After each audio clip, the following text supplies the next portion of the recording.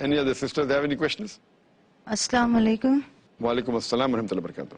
Please, could you explain what is the procedure of divorce? This is the question that what is the correct procedure for divorce? Divorce is talaq that's prevalent in our society, in our culture, is of different types. There's one procedure that, the husband just says, talaq, talaq, talaq, and the divorce takes place. This is called as talaq-i-bidah. It is not proven from Quran and Sahih Hadith. The other type of divorce which is prevalent in the society, in the Muslim society, is that the husband gives divorce, waits for one menstrual cycle, again repeats the divorce, waits for one menstrual cycle, then again give a divorce. This is called a talaq-i-hasan. That's a good talaq. But the right talaq is talaq-i-hasan, the best type of talaq, as is described in the Quran and the Sahih Hadith. And there are various verses in the Quran dealing with talaq. Mentioned in Surah Talaq, chapter 65, verse number 2 to 7. It's given in Surah Baqarah, chapter number 2, verse number 228 to 242, the details of talaq. Normally, whenever any disagreement takes place between the husband and wife, they should initially try and sort it out themselves. Suppose, the wife put extra salt in the food and the husband does not like it, he shouldn't say talaq, talaq, talaq. If he doesn't like extra salt, you should tell the wife, don't put extra salt and the problem is solved. The best is to have a sitting, sort it out, that's the best. If the problem between them cannot be sorted out, then the Quran says in Surah Nisa, chapter number 4, verse number 35, that appoint an arbiter from the husband's side and appoint an arbiter from the wife's side. Let there be a family gathering, have an arbiter from the husband's side, an arbiter from the wife's side, sit together and try and explain. Always marriage is a delicate issue and there are ups and downs in married life. They should sort it out and try and find a solution. Yet, if all the things have been tried, the husband and wife have got together, they have had a family gathering, they have appointed an arbiter, and yet the matter is not solved, then as a last resort, then divorce can be pronounced. While pronouncing a divorce, it is important that the husband, when he pronounces the divorce, says talaq, there should be two witnesses. And once he says talaq, as the Quran says in Surah Baqarah, chapter number 2, verse number 228, that after the divorce is given, there should be an iddah period of 3 menstrual cycle, or 3 months. So once the divorce is pronounced, the iddah is a waiting period, I call it the prelims, it's interim period, where for 3 months, the husband and wife, they live in the same condition, but they do not have relationship. It is like a prelims or a trial, that can they be without each other?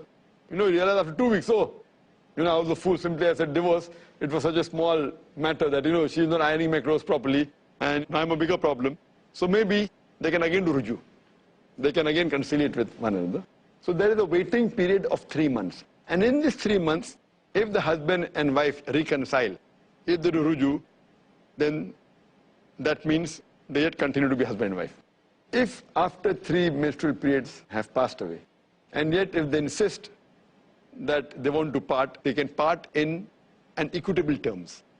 They should not do mudslinging with each other, should not try and blame each other, should not wash their dirty linen in public.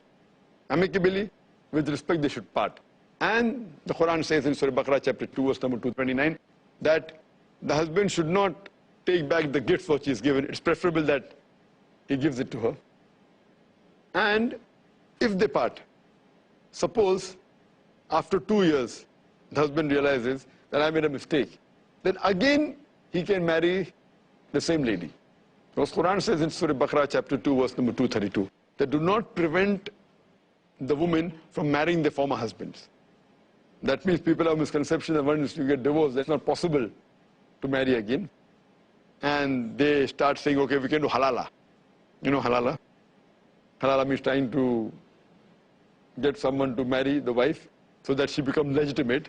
This is totally not permitted in Islam.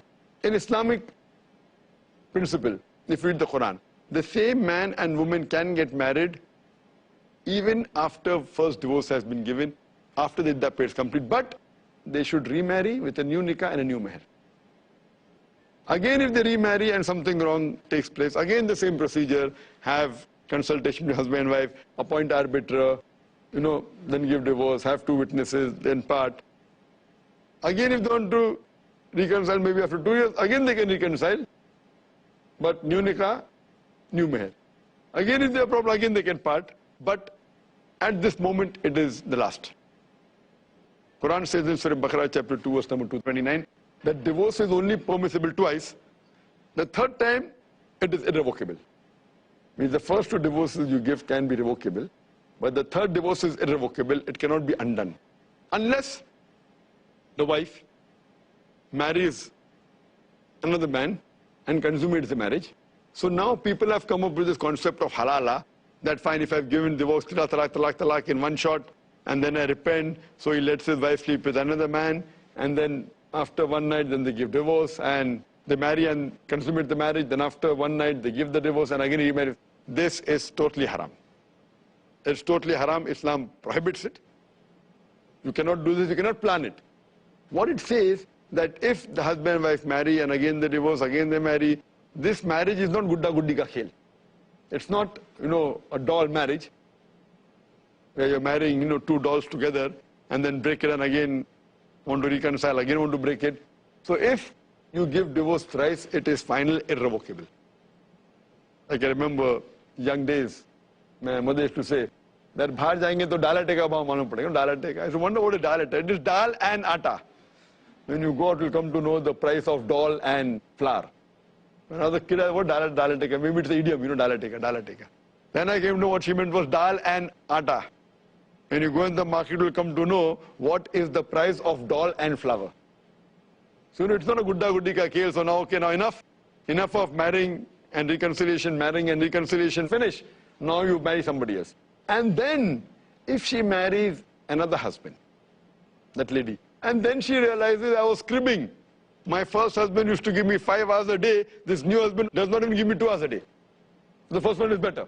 So if she marries a new husband, and then they realize this marriage is not working well, and then if the divorce takes place in a normal procedure, same procedure, mutual consultation, appoint an arbiter, husband-wife side, try and solve the problem. If it's not solved, then give a divorce, wait for 3 menstrual cycles, 3 monthly periods, then part, and then she can marry the first former husband who has given her divorce twice. So this talaq-e-hasan is a talaq which is described in the Quran, the Sahih Hadith.